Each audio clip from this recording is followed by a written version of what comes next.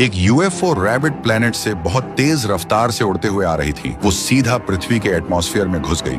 UFO के अंदर थे एक औरत, एक आदमी और एक छोटा बच्चा, और वो बच्चा और कोई नहीं, राइस्टार खुद था। तीनों यूएफओ की खिड़की से पृथ्वी का नजारा देख रहे थे, पर देखते ही देखते यूएफओ में खराबी आ गई। अलार्म बजने लगे, धुआं भर गया। माँ चीख उठी, जल्दी हमारे बच्चे को बचाओ। और तभी यूएफओ आसमान में ही फट गई। तीनों जमीन की तरफ जा गिरे, लेकिन किसी को कुछ नहीं हुआ। राइस्टार की माँ ने रोकर कहा, अब हम अपने घर कैसे लौटेंगे? तभी राइस्टार के पापा की नजर पड़ी गांव के बीच रखी एक पुरानी कुर्सी पर। उन्होंने अपनी एलियन टेक्नोलॉजी से उसे बदल दिया, एक ऐसे डिवाइस में जो वक्त और यादों को तोड़ झोड़ कर एक रास्ता बना सकती थी। पर उन्हें यकीन नहीं था कि इस कुर्सी से वापस अपने प्लेनेट जाना सेफ होगा या नहीं। इसलिए उन्होंने फैसला किया अपने बेटे को पृथ्वी पर ही छोड़ देंगे, लेकिन उससे पहले उसके दिमाग से सारी यादें मिटा दी। उसका पास्ट, उसकी असली पहचान, सब कुछ डिलीट कर दिया। और फिर माँ बाप उस कुर्सी पर बैठे और पल भर में गायब हो गए। लेकिन खिड़की के पीछे खड़े दादाजी ने सब कुछ अपनी आंखों से देखा। वो पल भर के लिए हक्का बक्का रह गए, लेकिन अगले ही पल उन्हें समझ आ गया, ये बच्चा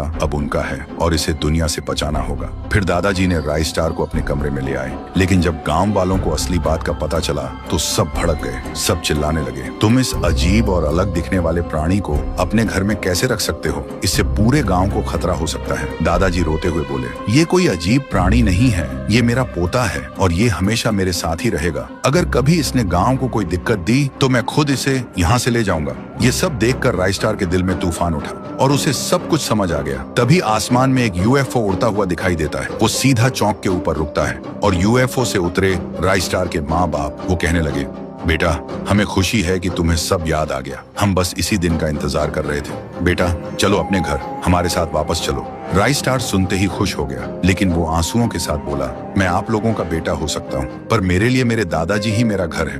उन्होंने मुझे प्यार दिया, बड़ा किया, मैं उन्हें कभी नहीं छोड़ूंगा। मैं अगर चला जाऊंगा तो वो अकेले हो जाएंगे और मेरे बिना उनका और कोई नहीं है। कुछ देर तक माँ बाप चुप रहे, फिर धीरे से यूएफओ में वापस चढ़ गए और वो पृथ्वी से चले गए। राइस्टार रो पड़ा।